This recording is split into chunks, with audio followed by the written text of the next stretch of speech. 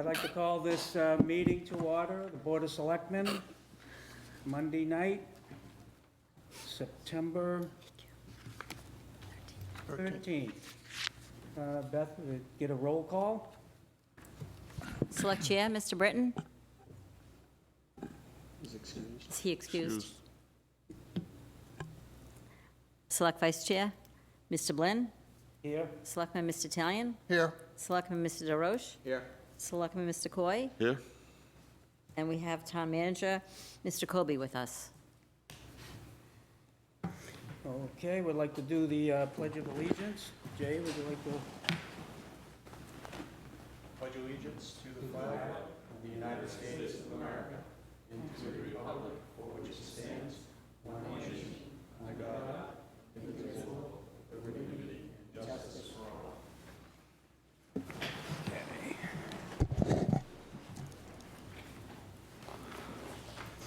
Okay, we'd like to approve the minutes of the August 30th meeting. I make a motion that we approve the August 30th, 2021 Board of Selectmen minutes. I'll second it.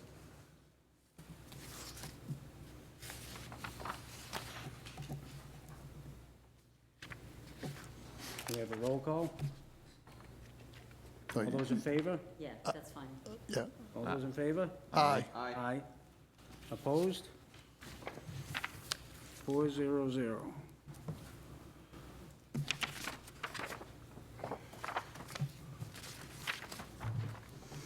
Okay, is there any public comments?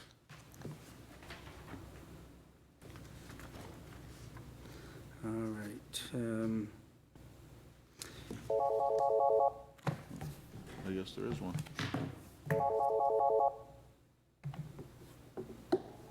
hello? Yes, you're televising on Channel 17 Yes, the meeting for September 13th yes. instead of tonight. Tonight is the 13th. Tonight is, Tonight is the 13th. Yeah, tonight's the 13th.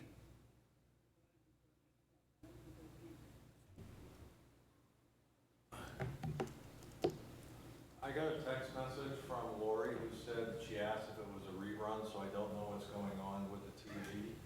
Oh, they might be showing last August's meeting. Oh. I There guess might be a delay, or they might be broadcasting a rerun. You could call and ask Frank if something is screwed up. we're gonna have to check with him. Are you still on the line? No.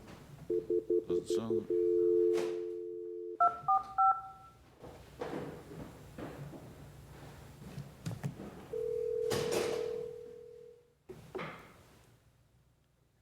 Yeah, I'm just looking, that's That's us. that's not this meeting.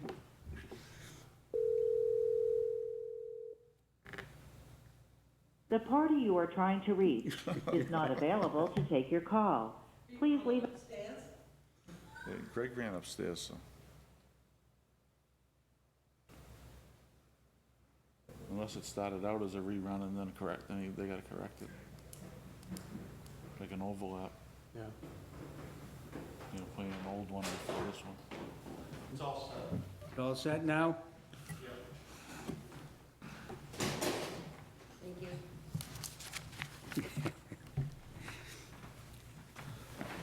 Okay.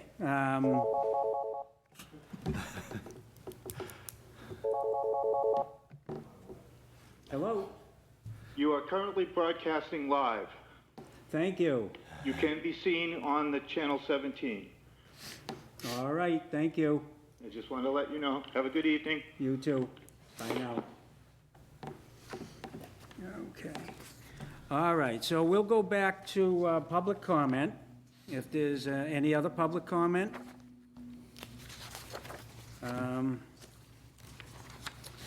We were gonna do I guess there's no public comment on that.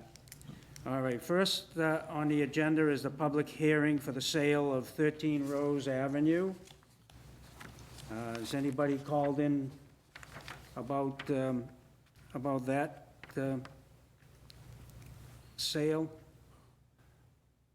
No, it's a second public hearing to have on the sale of the property by auction in accordance with New Hampshire RSA, which the auction, again, is scheduled for this Thursday at 4 o'clock at 13 Rose Ave, so. Okay, so there's nobody calling in about that, so we can move on, right, Beth? Yes. You said the 16th at 4 o'clock? Yes, You need One of us there? selectmen there? I'm planning on being there, but yes, selectmen would be great. I will plan to get there for 4. If you run into a snag, let me know. Okay. Okay, so, next on the agenda is a legislative update, and we have New Hampshire State Senator Mr. Morse here. Would you like to come up?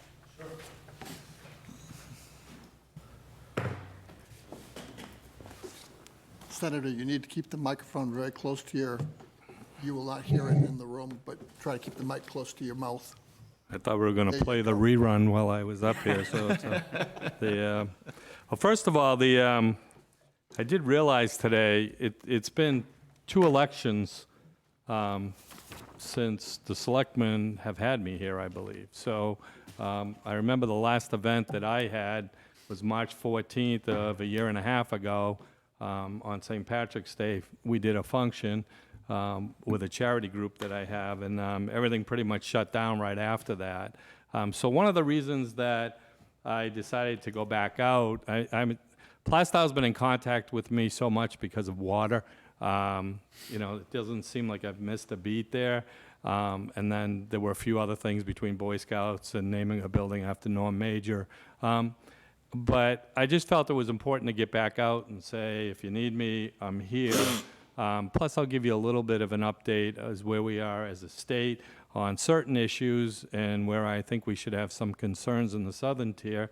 And then I also would like to talk about all the federal funding that's coming into New Hampshire, because as you create your budgets, I think the more we work together between the state and the communities with this federal money, it'll work out better to solving problems in the future. But it's been a long year. We certainly worked off of Zoom in Concord from January through most of April.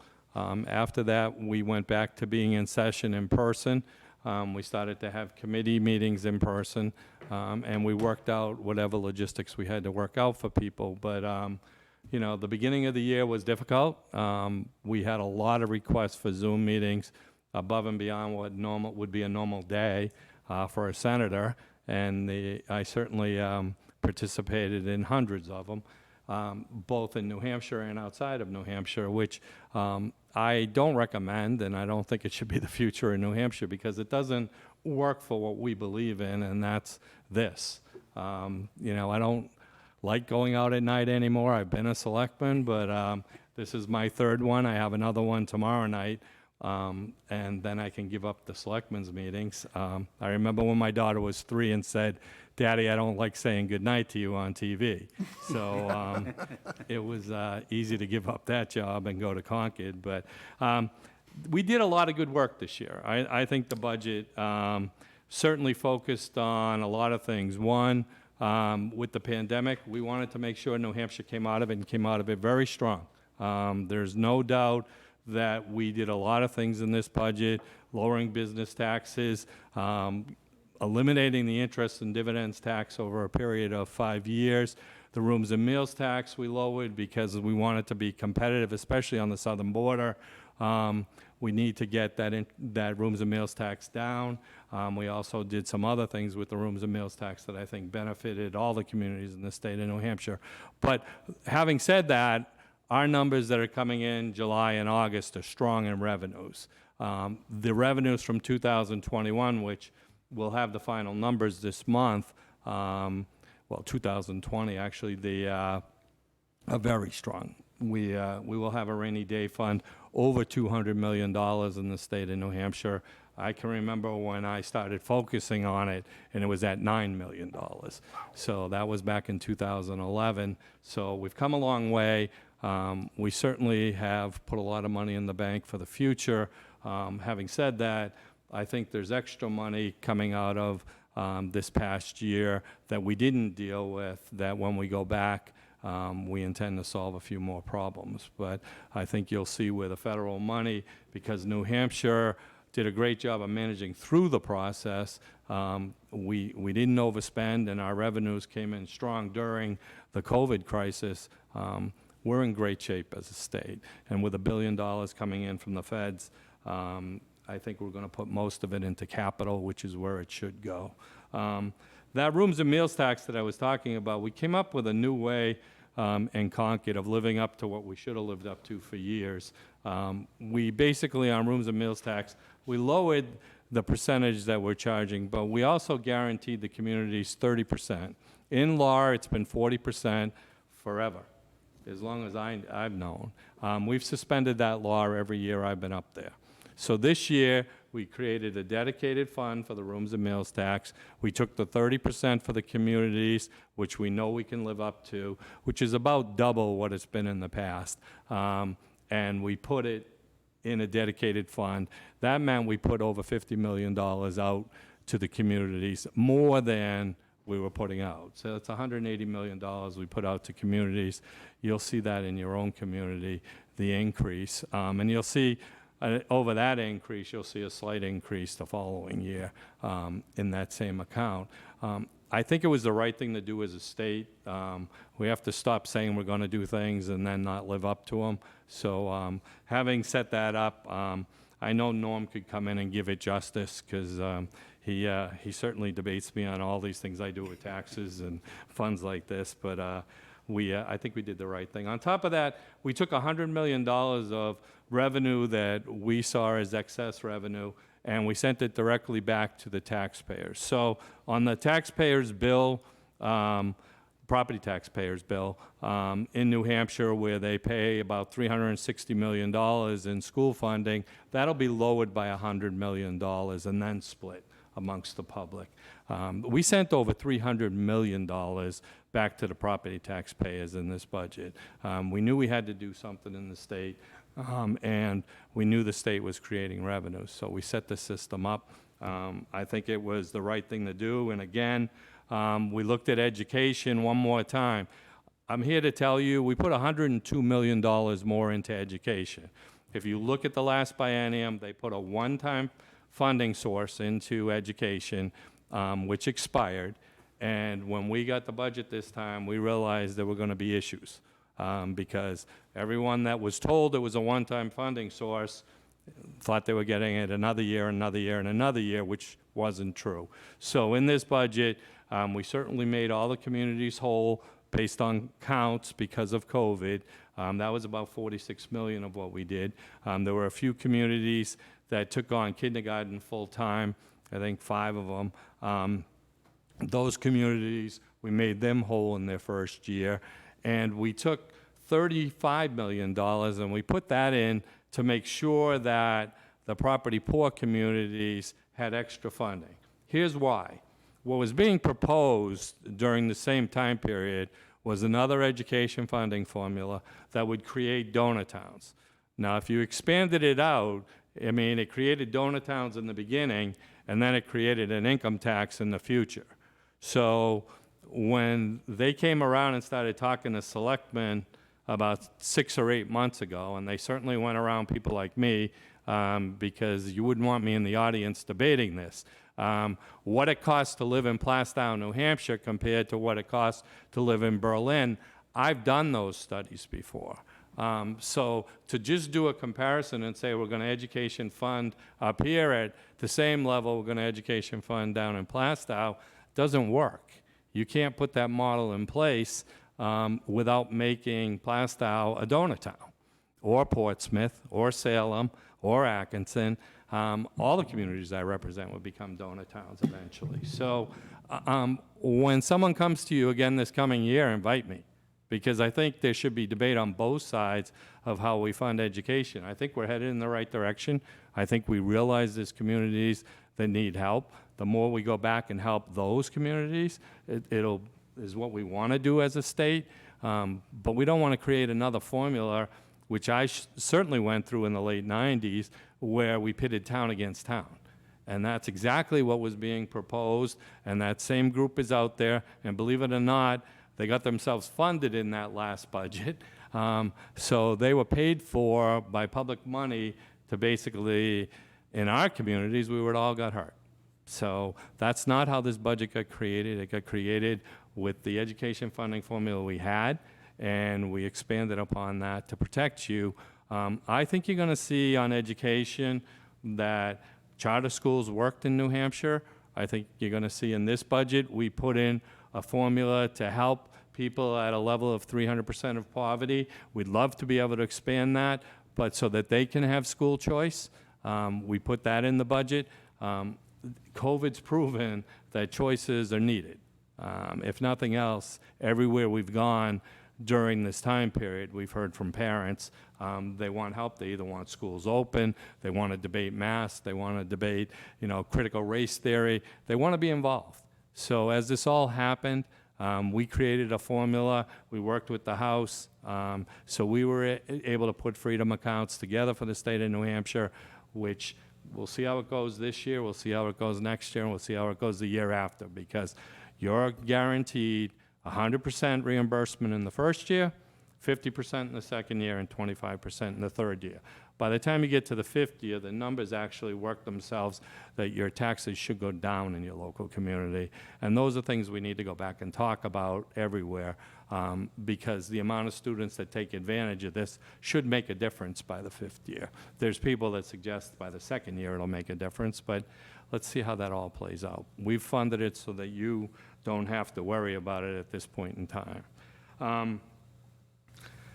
The other things that happened during this time period that I think are important is we started getting federal money.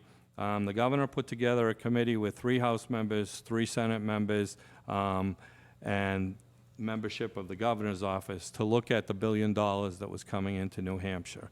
That has nothing, it definitely talks about water, sewer. It was talking about broadband, but believe it or not, the federal government sent us another $122 million to deal with broadband. So we took that out of the model we designed back in February and March of this year. And then we started to look at some of our other problems, like mental health is a major problem we're dealing with, especially with the schools being closed. So as we go through this time period, we'll start making announcements shortly on what we're putting into water, what we're putting into sewer, what we're putting into a whole bunch of categories like housing, mental health. Those are all going to start to come out. They'll probably start to come out in October. We've released some money up front. We saw an emergency situation back in June where we went to our own fiscal committee and we released some money for mental health right away to help the department stand up some services. But I think you'll see we've been working on major plans on capital improvements in the state of New Hampshire that will start to roll this out. As we roll out the water, and that's specifically for your community, I think you ought to think about what you want to do. Our intention in the beginning was to bring the source to communities, all the communities. We just bring the source, the selectmen or the local boards carry it where they want to carry it. That doesn't mean they're going to be exposed to carrying a whole project. What it means is they have to get creative. And I can tell you many communities in the state, and we've designed systems like the Southern system right now.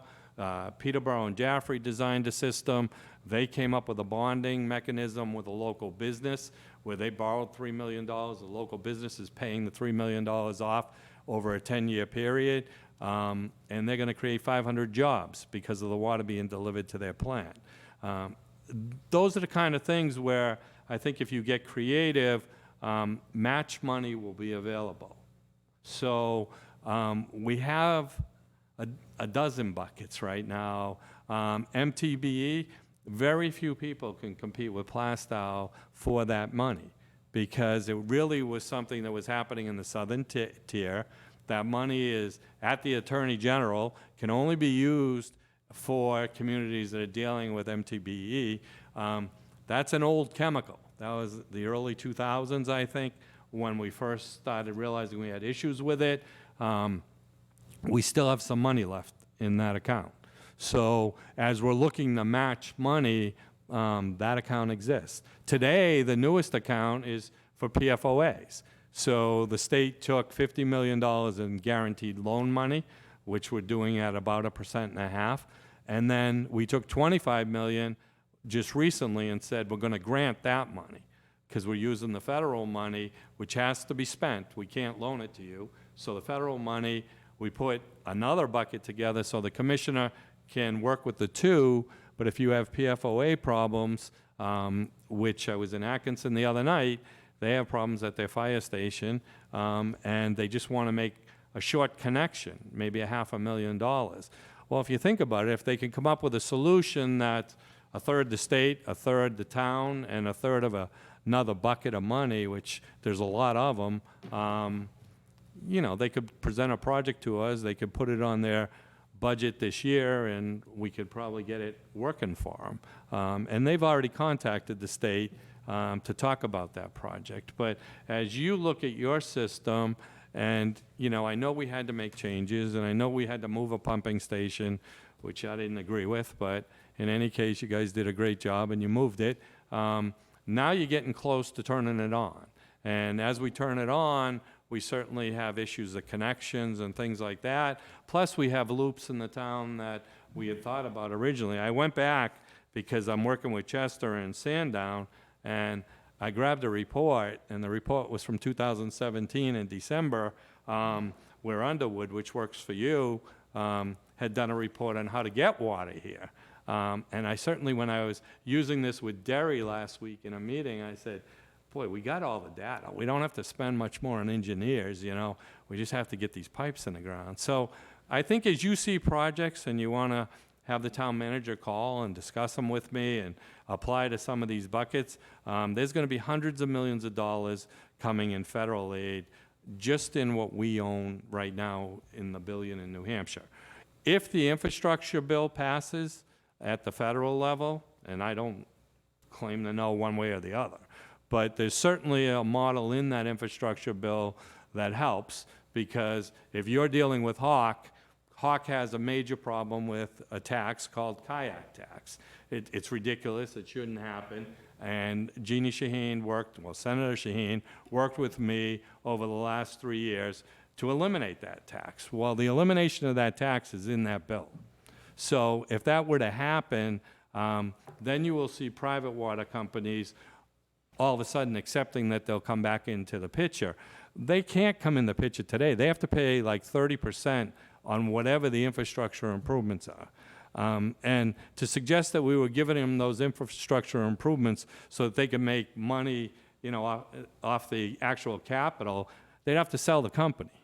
I just don't see any of that happening, you know, in any of these companies, because they're not profitable. And all they're going to do is get bought up by another company that has to deal with kayaks tax, you know, because it won't be like Plaistow having its own system. At least I hope not. I fought that model from the beginning, to be honest with you. Water systems are not profitable. They are a service and a public service. And, you know, if you can bring water, what I'm telling most boards is, we haven't seen the last of contamination. You know, PFOAs today, MTBE before, arsenic's being talked about more and more. There'll be something in the future, and drilling wells makes very little sense. If we can protect the Merrimack River and guarantee you guys water all the way over here, which we tried to do it out of Haverhill, we didn't succeed.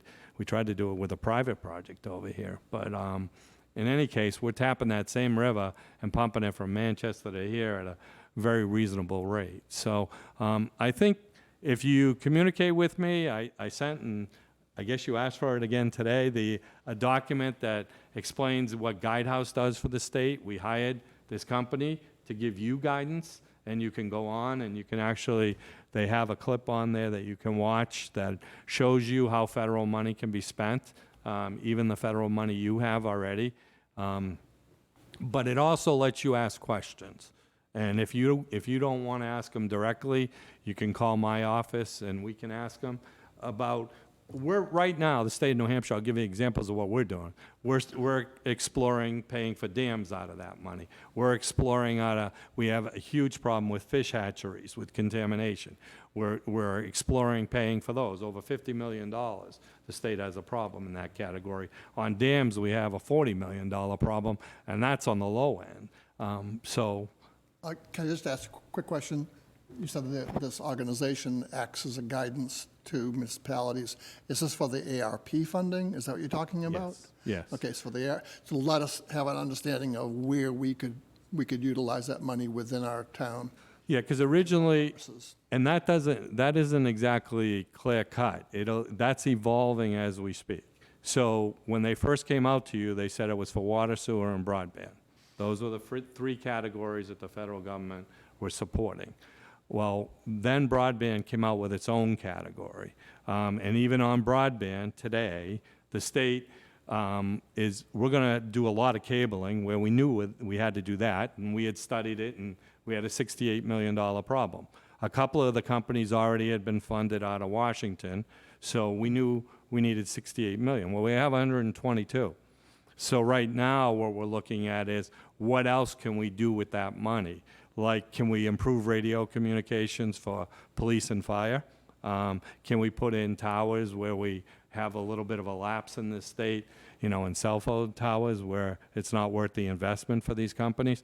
So we're looking at all that too. Okay. But Guidehouse was hired by the state because we had to have an accounting firm behind what we do, and they were also hired to give us guidance, because you can see where every single state and town is going to test this model, every single one of them. And then These purposes that will be submitted back to the federal government, and then they'll have to approve them? Is that how yeah, I I believe read that? I believe they're dealing with one agency at the federal level.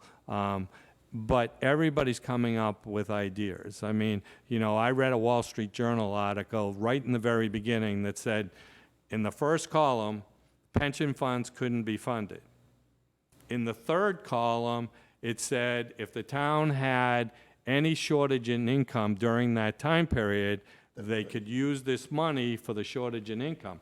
And there were no categories on that. They could use the money, for anything. The state of New Hampshire, out of $1 billion, believes it has about $130 million in that category that we could use for anything.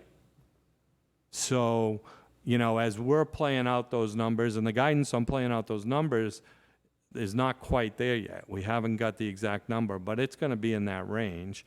I don't think the communities down here came up short in revenue during that time period, but if you did, that money can be spent anywhere you see fit. So, but all of this is stuff that is new to the state, and it's all good. I mean, I just think it should be used for capital, and anything you want to call me about, to talk about, everything's being talked about. And as we talk about this, you're going to see this infrastructure bill coming from Washington that is going to overlap dramatically. I mean, there'll be funding. The state revolving fund is going to increase on water and sewer by significant numbers.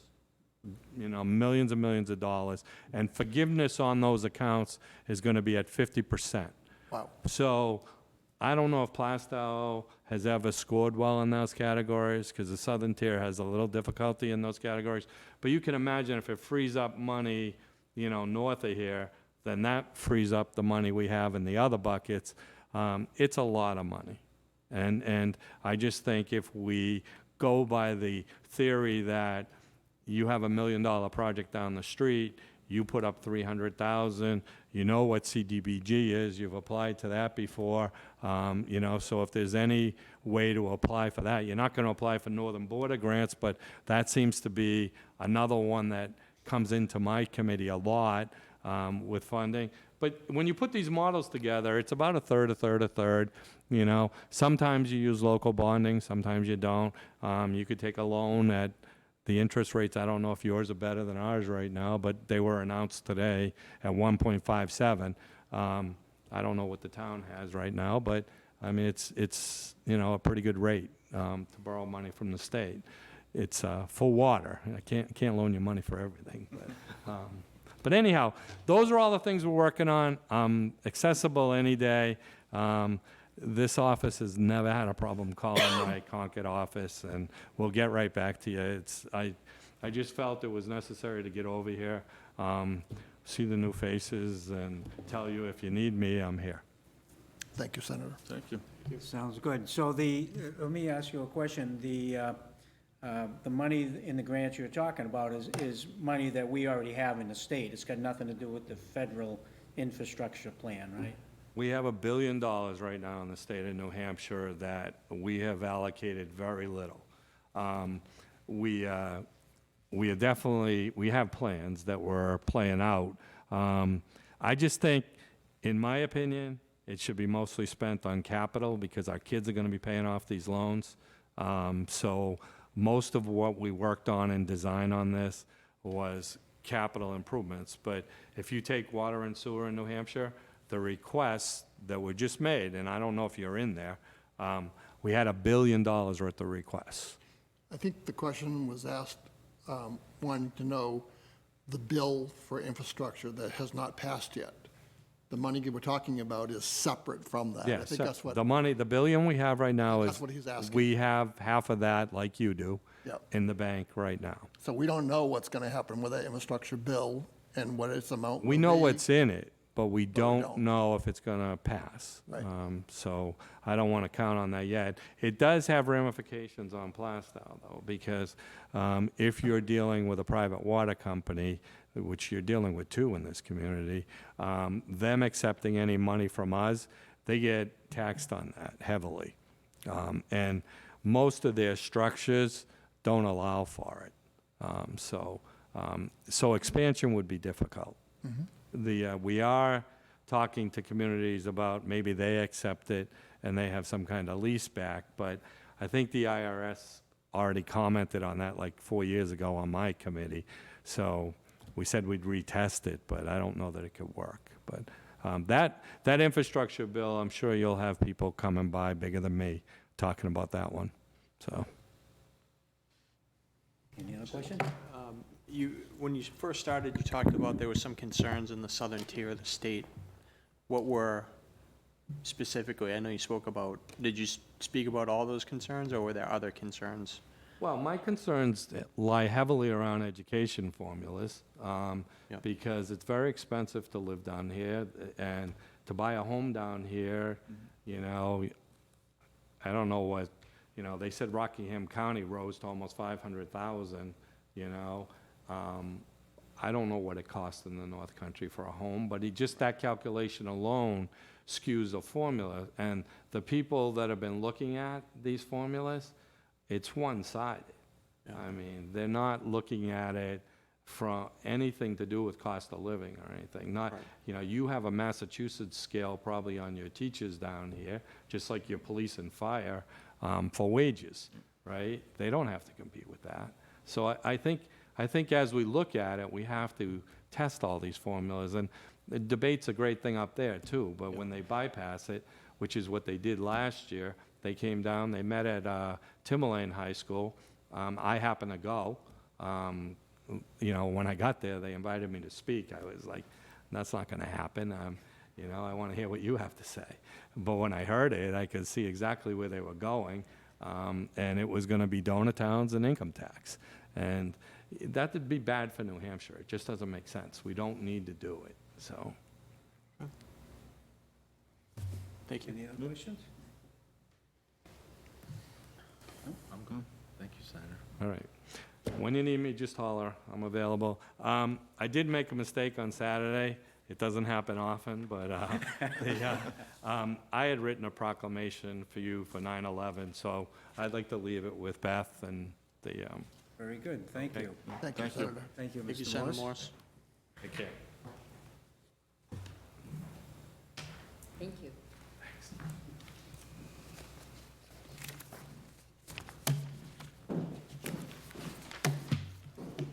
All right, next on the agenda is trustee of the trust funds. And, hi, Jill.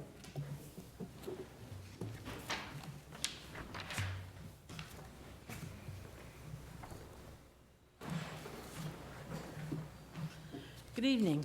I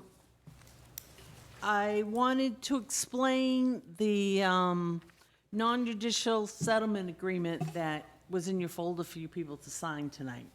As the trustee of the trust funds, we hold the trust funds for perpetual care for the town cemetery and the Maplewood North Parish Cemetery, which, for people who don't know where that is, it's down by Shaw's and Holy Angels, that small little cemetery.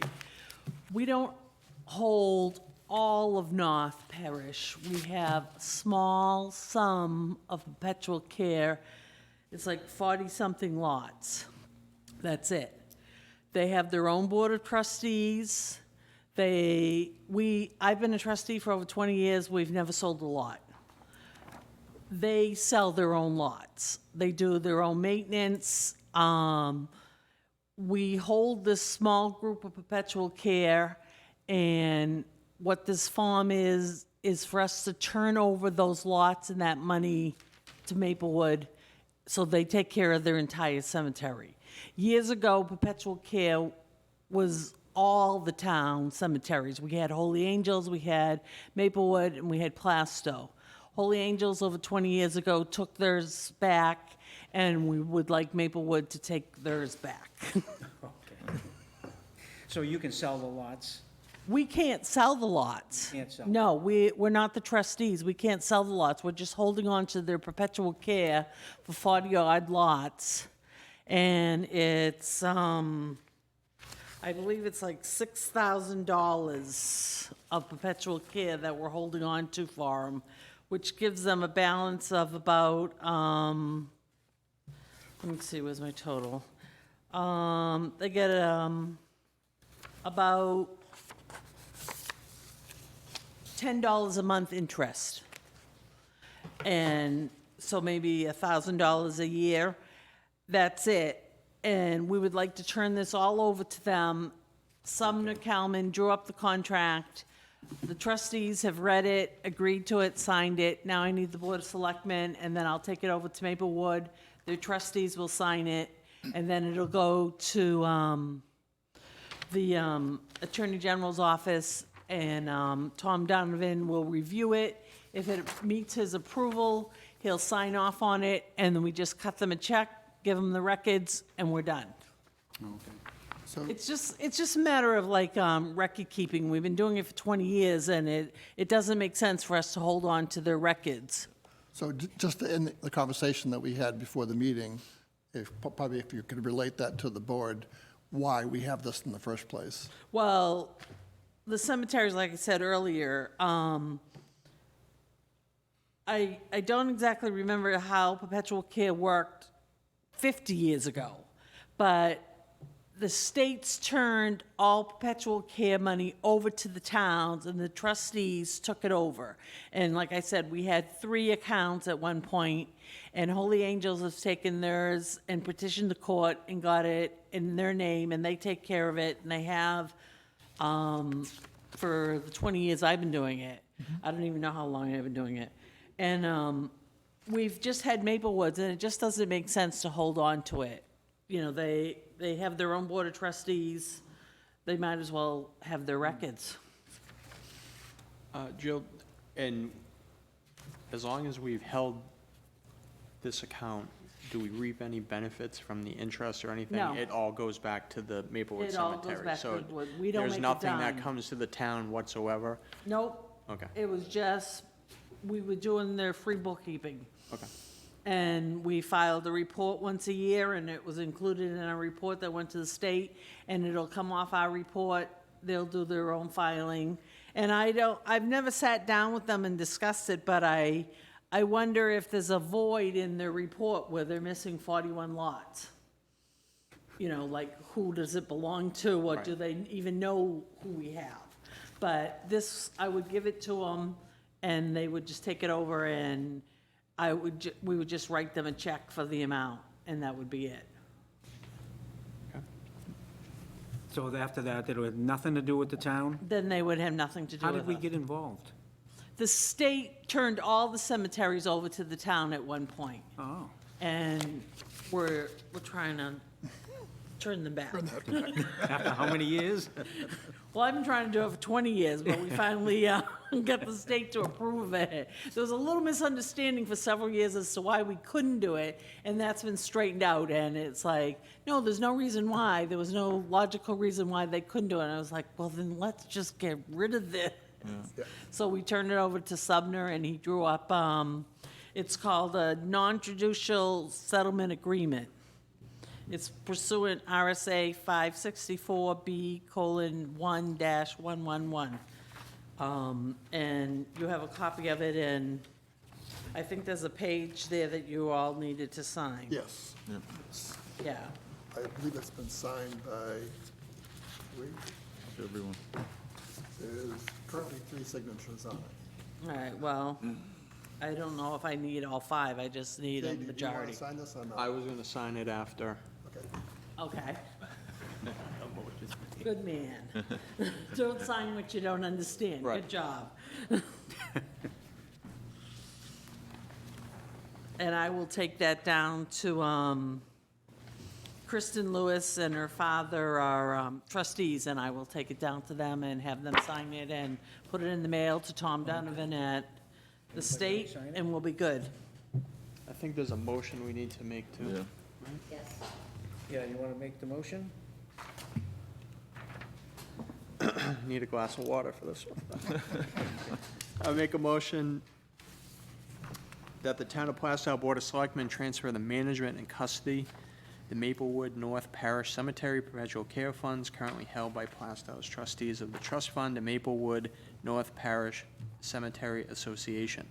The board further asks the trustees of the trust fund to transfer the funds, remaining balances, including all accrued interest income to the date of withdrawal, to Maplewood North Parish Cemetery Association.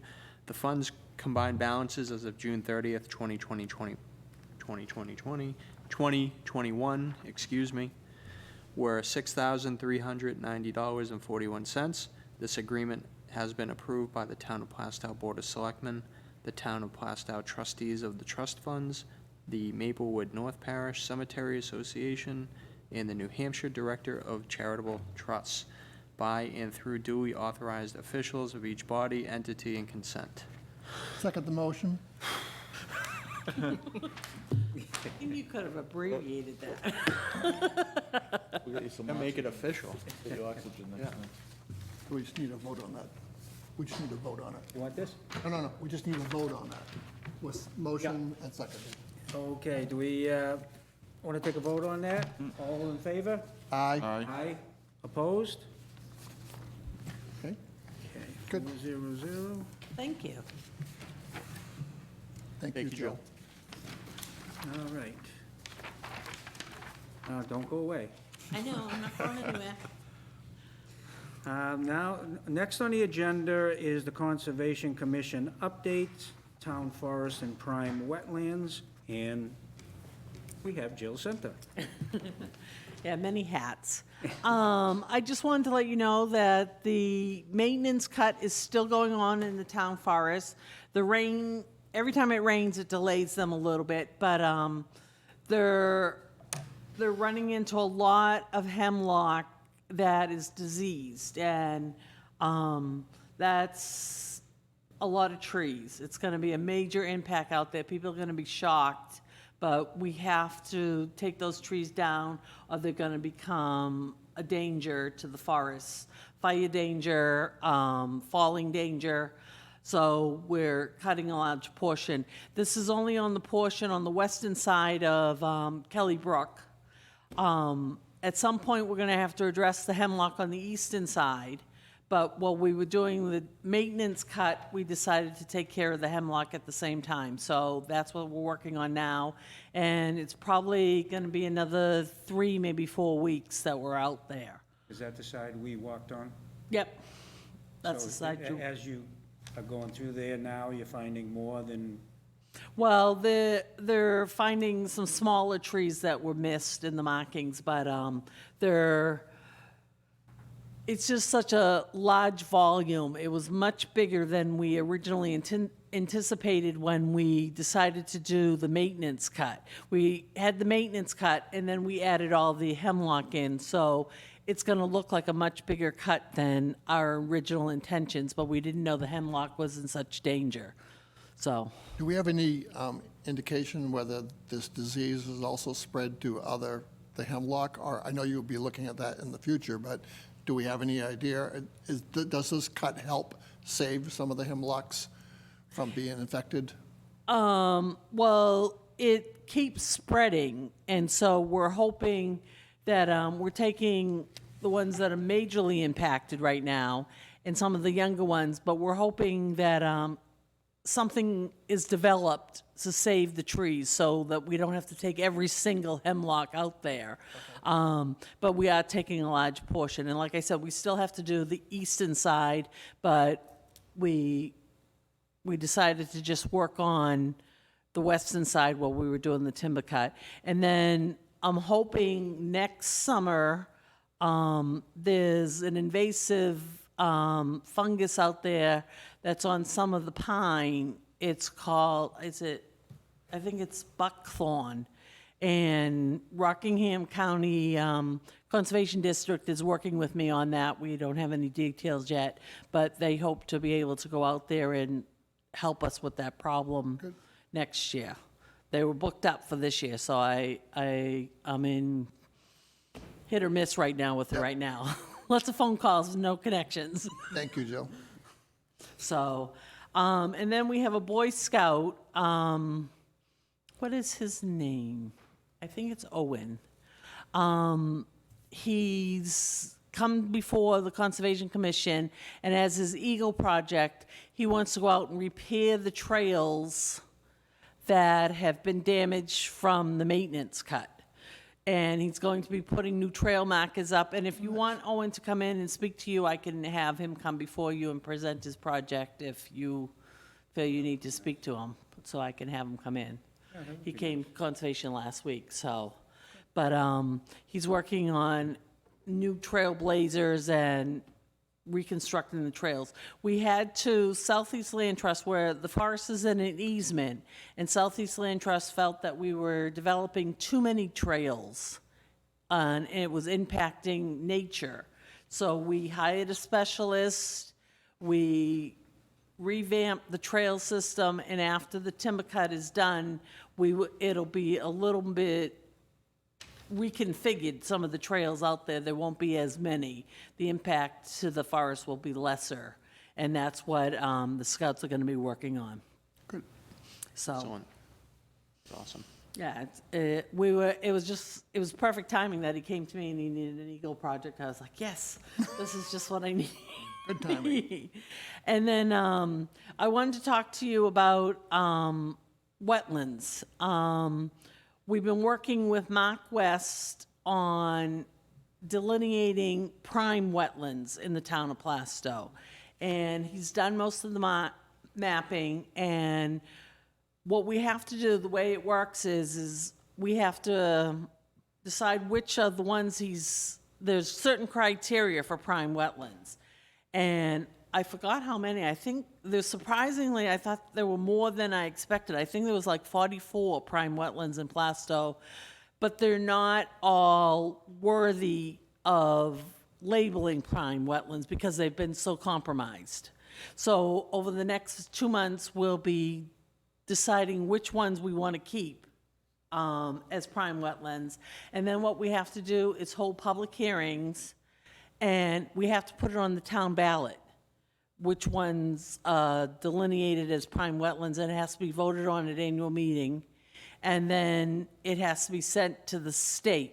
The abutters have to be notified after town meeting, and it has to be sent to the state, and then the state has to approve the prime wetlands. So it's not as just simple as saying we want to say prime wetlands. This is a long process, and Mark has walked all the prime wetlands in town and delineated them. So, yeah. Jill, does the state send somebody down to take a look at with deeming prime wetlands? I don't know if the state comes down afterwards, but Mark we'll have all the digitized maps, all the GIS maps, all that done. We have to make new town maps, and Conservation will pay for the new mapping. That can all come out of our conservation fund, and we have plenty of money to pay for that. And all the maps will have to be redone, the tax maps, and have the wetlands put on, and the prime wetlands will have to be listed. And, but that's all done after town meeting. We have to approve them at town meeting, then we have to do the tax maps, then we send the completed package to the state, and then they decide whether it's okay. And then last year at town meeting, we changed the wetland setbacks. And we did put in there for prime wetlands, even though we didn't have prime wetlands yet, we've changed the regulations, so when they go through, we're already one step ahead instead of always playing catch-up. We're ahead of the game this time. Talking about building near the prime wetlands? Yes, it'll be a 100-foot setback. Okay, so we're already using that criteria? No, we're not using it because we don't have any, but it's already on the books. Okay. It was voted on, and the chart says prime wetlands, and so when we declare prime wetlands this election, and they're passed by the state, Yeah. then the setbacks are already in effect. Beautiful. So we don't have to wait another year. Jill, Yep. was there any consideration for the significant increase in rain that we had in the month of July and these determinations of what was wetlands? Well, the wetlands were we were determined like- before July. We had like double the amount of water. No, the wetlands were All the considered, evaluations were done yeah, before? they were done before July. And wetland is a soil type. Yep. So it's not necessarily how much rain fell or whether there's a pool of water in your backyard. Okay. It's determined by the state of New Hampshire by a soil type. Oh, okay. So that way, when you say a setback from the wetlands, doesn't necessarily mean you stand on the edge of the brook and measure 100 feet. Right. It could be 20 feet, and then you measure. Oh, I see. Because it's a Soil soil is the type. same. Yeah. Yeah. Basically, it's usually from the edge of the water, but if we had a wetland scientist have to go out to the site, he's gonna soil test. Awesome, thank you. Jill, do you have an idea on how many parcels or areas were changed to prime wetlands? Well, we haven't finalized all We that haven't yet? finalized it. Okay. There is certain criteria that the state of New Hampshire, there's 4 criteria that the state of New Hampshire says you have to meet, and I don't have those notes in front of me. But we will be going over each one of those parcels and determining what criteria they meet in regards to with the state. Right. And it could be wildlife, it's productivity, it's drainage, it's storage, like if the wetland is storing rain runoff, that's a very important one. But all of them meet one of the criterias, which was, I believe, was nature. But then there are 3 others we have to make sure they each meet. And we're not going to just blanket say every wetland is prime wetland, because that would be too restrictive to the town. We're gonna pick the ones that are the most special, that we really need to protect, that are more productive and beneficial to the town. Some of them have already been so destroyed that it's not worth labeling them as prime wetlands, because they've already had buildings built all the way around them or something. But we're gonna be picking each and every one over at our next conservation So meeting. in designating something prime wetlands, it can't ever be worked in, like mitigated in case there's stuff built near it, by it, or It's anything? just special consideration when it goes to the state, and our regulations are more restrictive. The state used to, every prime wetland, the state automatically set a 100-foot setback. Right. And now they don't. They changed that. So we changed our wetlands ordinance to say prime wetlands would be a 100-foot setback. Okay. There are still other wetlands in town that are 25, 35, whatever the amount is. But the state looks at prime wetlands differently than just your regular wetlands. And that's why we did it, because we talked about it for years, and it was an expense, and now we have substantial amount of money in the conservation fund, I don't know the balance, and we can afford to do it, so we decided now would be the time, and after Milton Tool, out on 125, everybody was screaming, we didn't care about prime wetlands, that was prime wetlands, that was prime wetlands. Well, it had never been designated as prime wetlands, so to say it was, there was no basis. But we decided we needed to pick the bigger parcels and the better parcels. Some of them, I believe they have to be 4 acres in size to be prime wetlands. So it's not just every little nook and cranny in town we're gonna do. But this Mark West, he's done work for the state before and making the regulations. He's helped make the regulations, so he's very familiar with what the plan needs to be, and he's working hand in hand. And when we have to hold public hearings, and we'll do those before annual meeting, and he's willing to come and be here, so if the public wants to talk to him, they can ask him questions. Okay. So. How does the assignment of a prime wetland, how does that affect what the planning board has to do when we get a proposal for a development or a property? Well, we've changed the regulations for prime wetlands. Like I said, now prime wetlands is a 100-foot setback. Before it used to be 25, 50, and 75-foot setbacks. And I don't remember the new numbers, so I don't want to quote them. But last March, we changed the wetlands setbacks, and we included in the chart prime wetlands would be 100-foot setbacks. So if you come to a planning board meeting and your property has prime wetlands, it's an automatic 100-foot setback, and that's what planning would have to. But from what I understand, you'll be naming new prime wetland. Well, we have no named prime wetlands right now. Okay. We have none. Okay, so when you finally do that, proposals that have come in before those things got named? They won't. They will not be affected? They won't be prime wetlands until after town meeting. Okay. So When way they're into voted March. on, and then they have to go to the state Got it. even after town meeting. So it would probably be like June or July of next year before we have actually designated prime wetlands. And that's when the planning board would have to say, you're in prime wetlands. Okay, so if we approve a property, a development property, and then after March, this gets approved.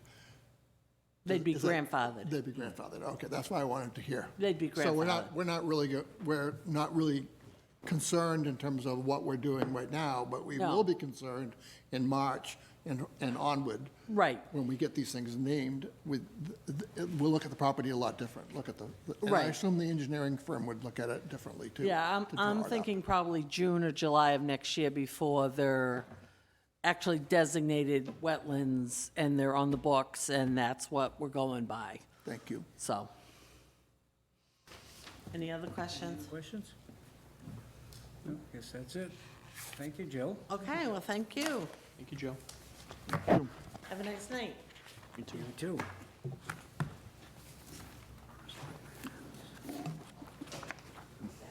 Okay. Next on the agenda is approval of spending additional funding for the SCBA gear. You know something about that, right? A little bit, yes. So, back on August 30th, the selectmen made a motion and approved $223,775. At the time, before Jill had let me know, there have been a couple of cases with the investment company that overseeing the trust funds that have basically said that only the principal and the income can be counted on to be able to use, not the unrealized gains. Well, after several phone calls between you and I, Jill, and then also with the investment company, I think, kind of got them to realize that the funds should be able to take advantage of some of the unrealized gains.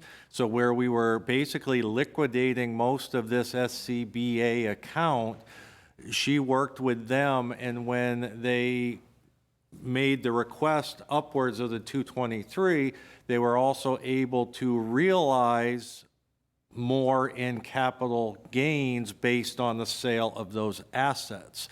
So when I had talked to the fire chief about how much was in that account, I was going by the market value, not really the cost basis. So he had cut his proposal back in order to utilize that 223,000. Well, when Jill told me that there was a little over 240 that we could utilize, that's when I went back to the chief and said, what do you want to do, where he cut it back? Because what was going to end up happening is that money was going to go back into the CIP for future purchases. So he was able to, with the approval of the board, piggyback on the pre-price increase that was in effect through August 31st and spend the additional $16,225 to get all of the equipment that he needs. So that's, sorry for the long-winded discussion, but that's where it came about. So that's why we're asking for the additional amount of money. So it basically gives him everything that he wants and needs then? Yeah, I believe so, yes.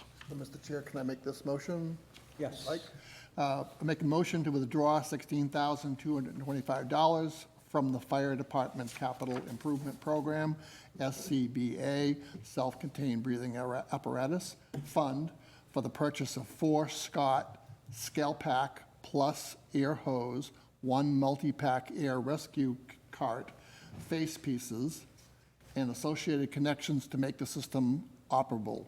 Pricing is negotiated per Mass State Contract FIR 04. And I'll second it. Second motion. Okay, all those in favor? Aye.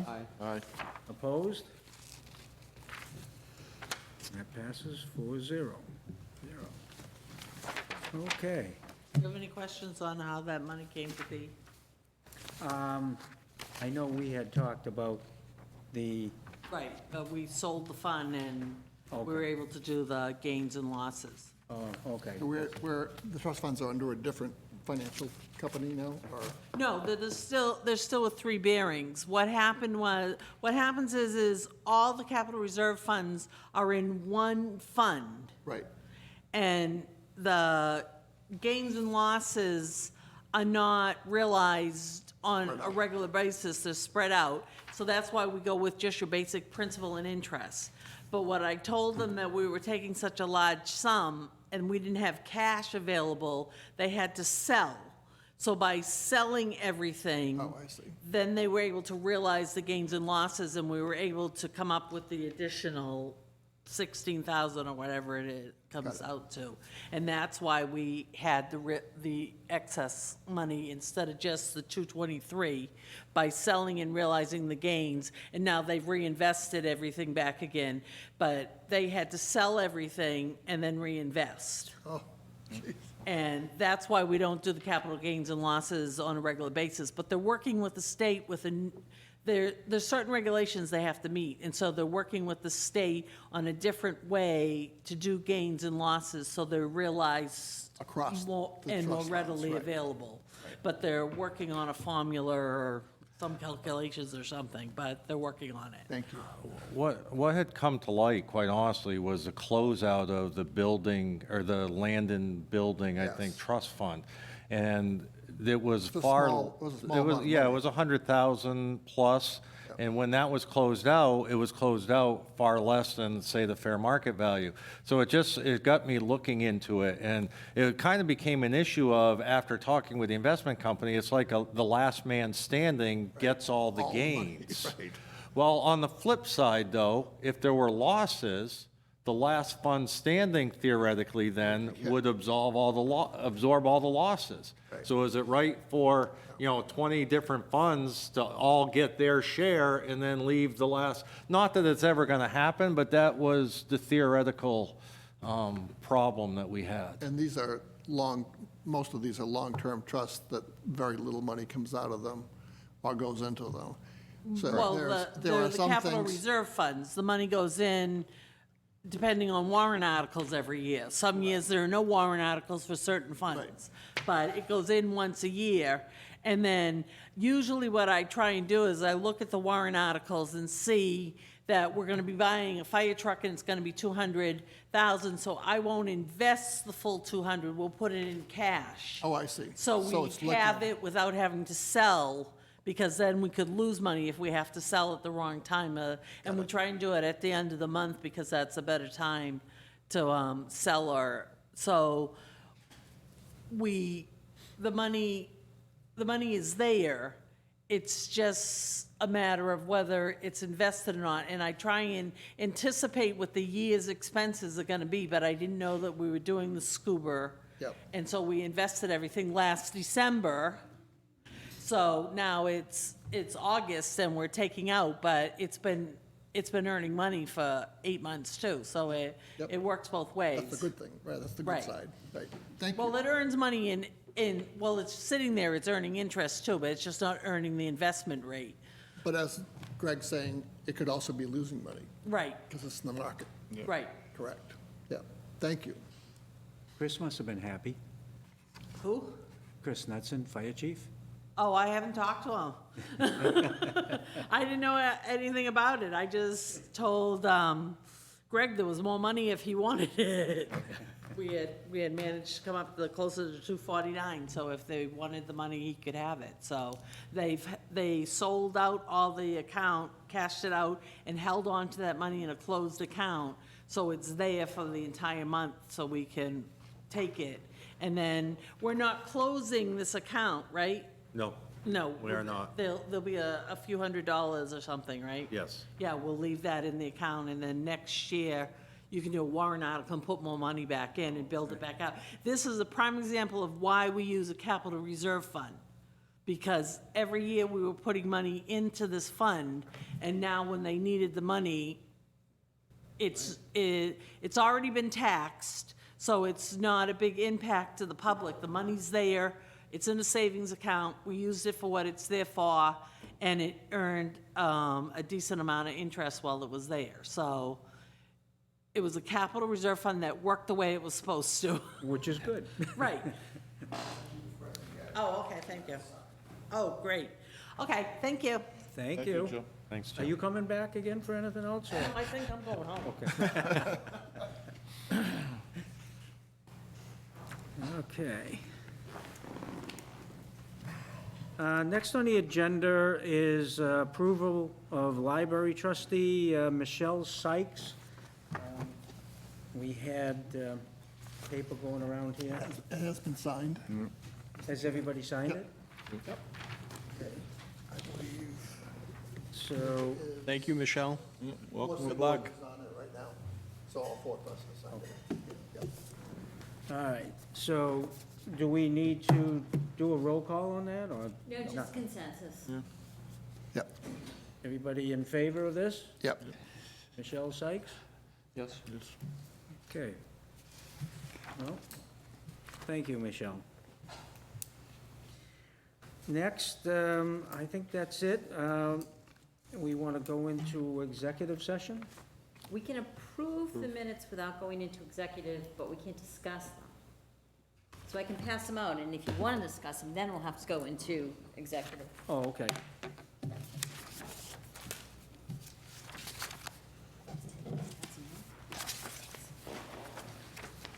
Thank you, sir. Thank you.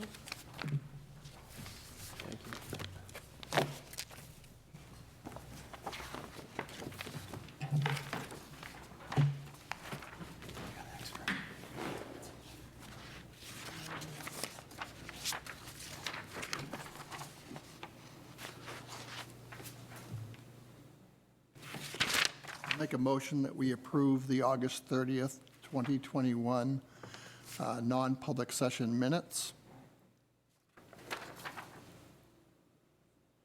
Probably keep them sealed. And keep them sealed, yep. We'll have to make that outside of, yeah, well, I guess we could do it here, too. And also that they be, remain sealed. I'll second. All those in favor? Aye. Aye. Opposed? That passes. 400.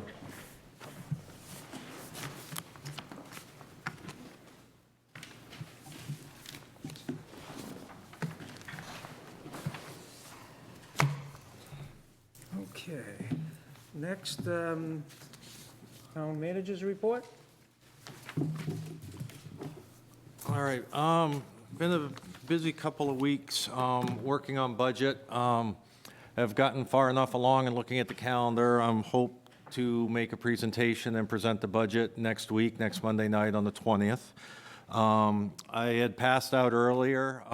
We had been working, the trash RFP had come due over the last couple of weeks, so we did an analysis and the like, and you have your homework that we will discuss that at a future meeting. The sale of the scrap metal over at the landfill, we got a check in last week. It was almost $15,000, so when we're continuing to work with the company to bring in a dumpster to make it easier next time. Also, over the last couple of weeks, the assessors are close to finishing up their values and the reval, and have sent out the letters for preliminary values. Overall, there is an increase in value across the board. Single-family homes have an average increase of 13%, condominiums 16%, commercial properties 9%. So there are still some adjustments that need to be made and things looked at, but we're looking at overall an approximate 12% increase in the overall assessment of property in town. So letters have gone out, hearings will be, scheduled if taxpayers want to come in to talk to the assessors and the like. All the information is available, I believe, at the library here at Town Hall, but also on the website with the new values across the town. We held a preliminary negotiations meeting with our negotiating team in order to address the police department, or the police CBA. So we had a good productive meeting there, and we'll be scheduling something in the near future. In addition to budget next week, I've invited Gene Forbes from Underwood to come.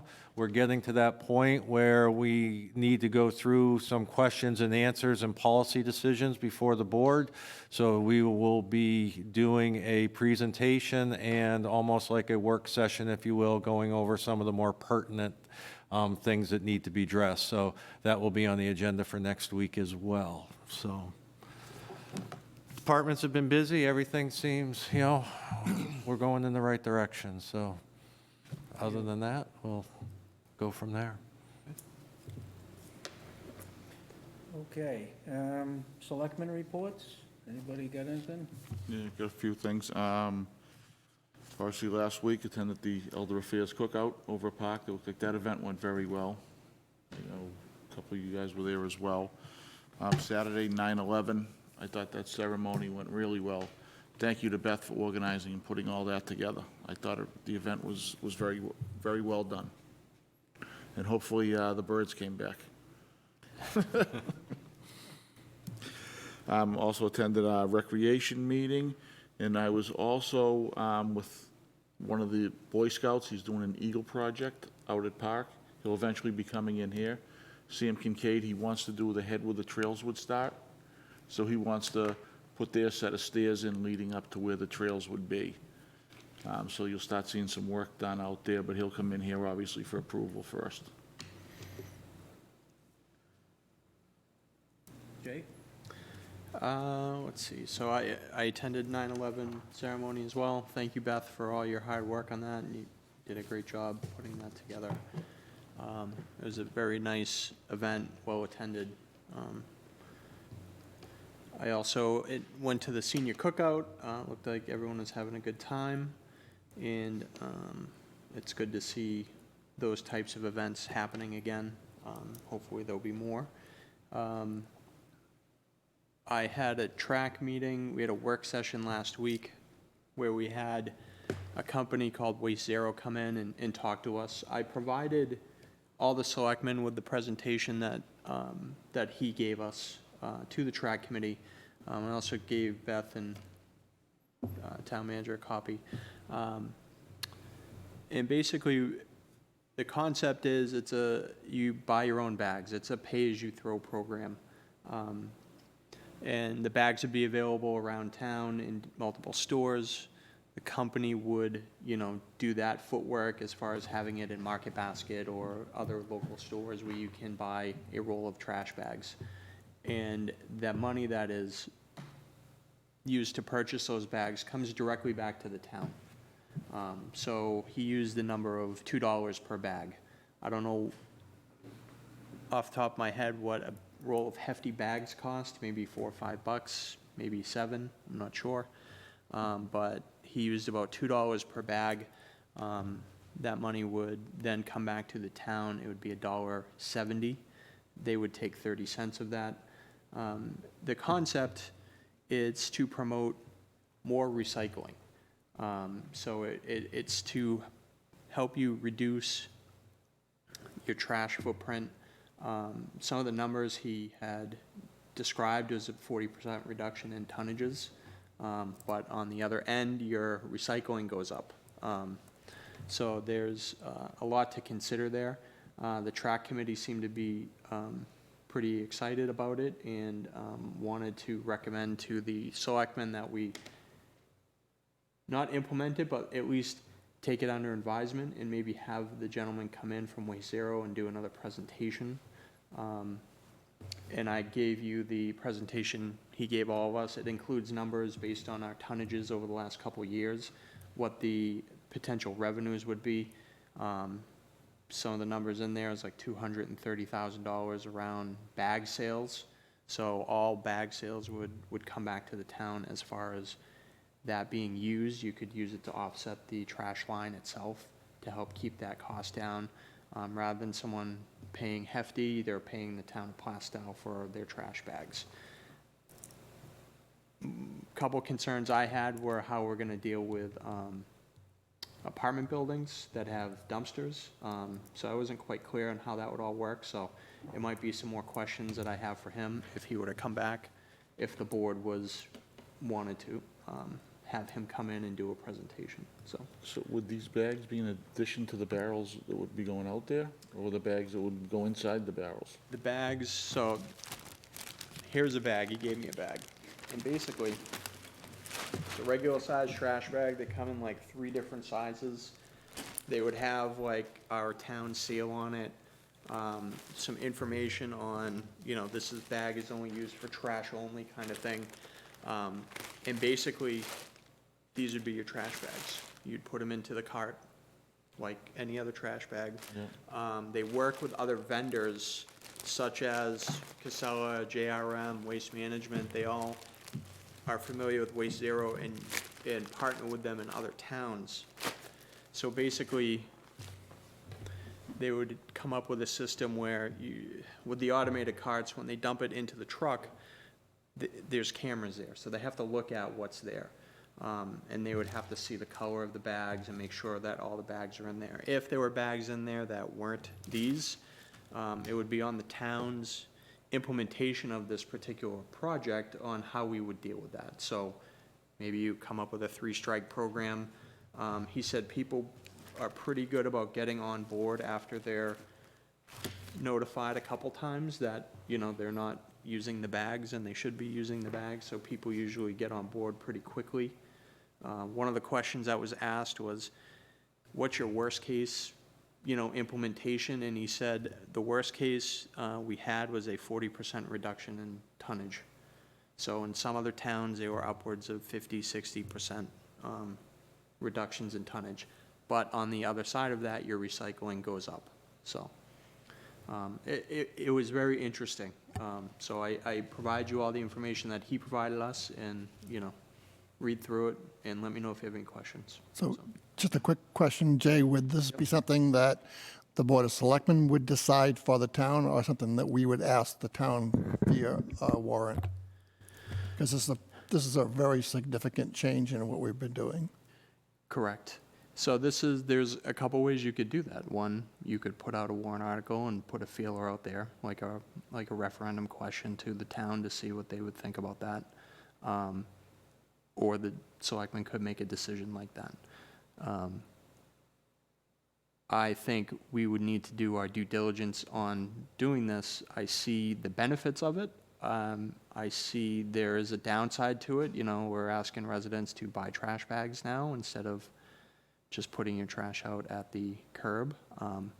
So I recognize that, but I think there is some savings that can be had here with our trash, but I'm still not convinced 100%.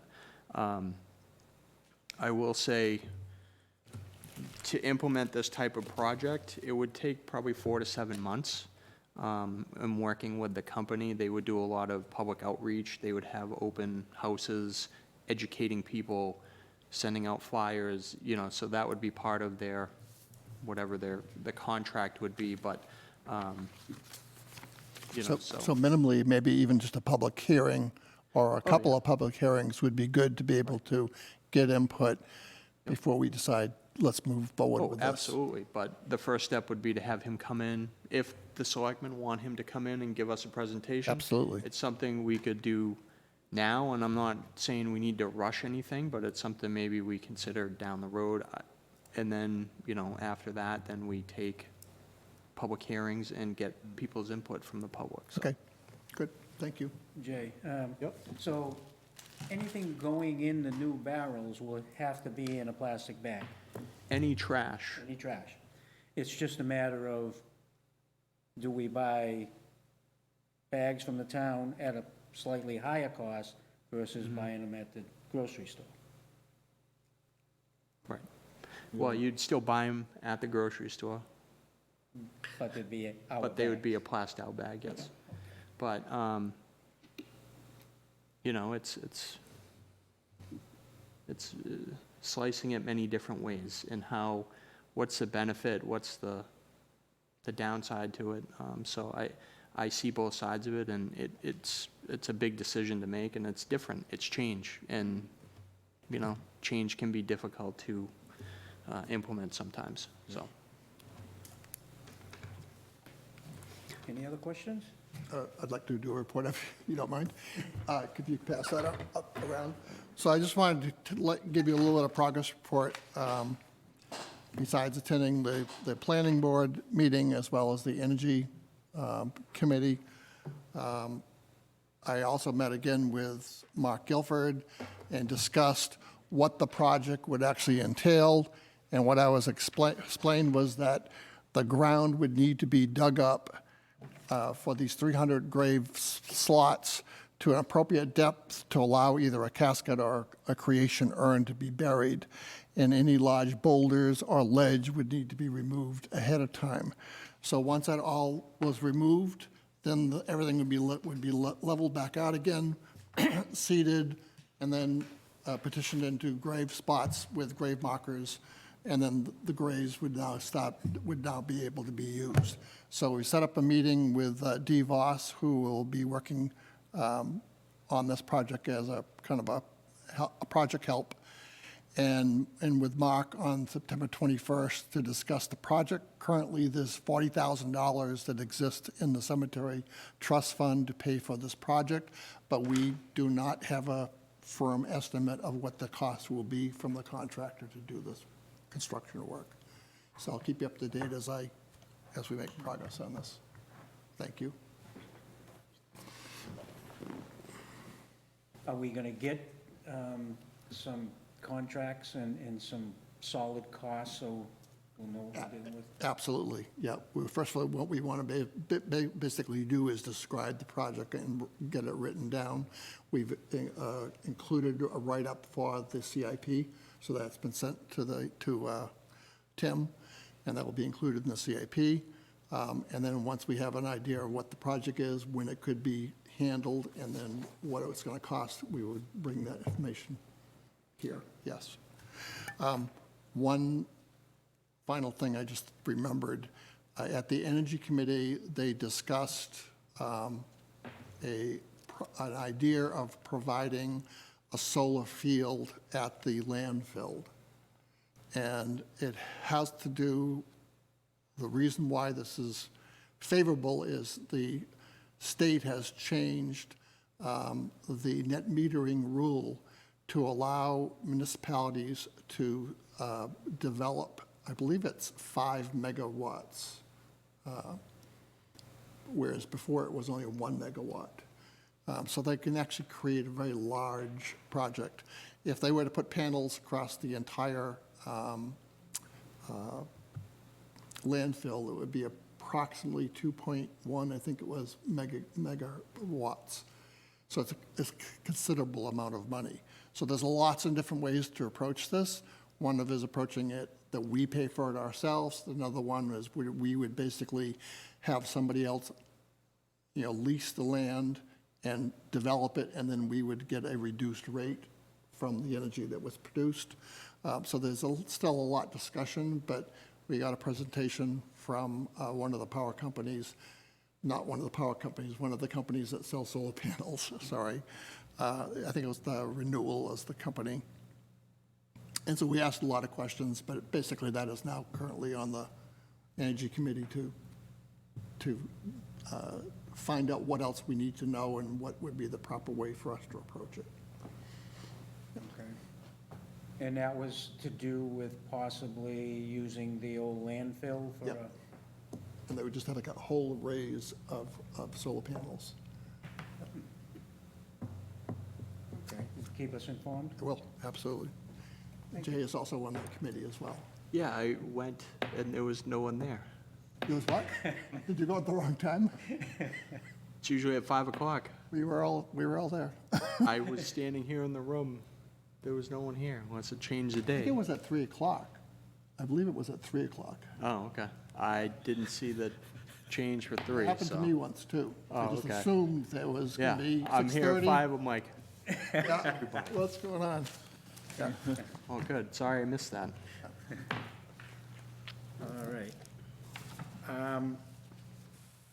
Just want to say that I was at the 9/11 on Saturday here. It was a great ceremony. Thank you, Beth. Also at Park for the luncheon over there. Good entertainment, good food, and we want to thank the Lions for doing the cooking. Absolutely. And it is good to have that stuff back. So that's all I have. I don't know if there's any other business? No? Make a motion that we adjourn? Second motion? Second? Favor? Aye. Aye. This meeting is adjourned at 4 minutes to 8.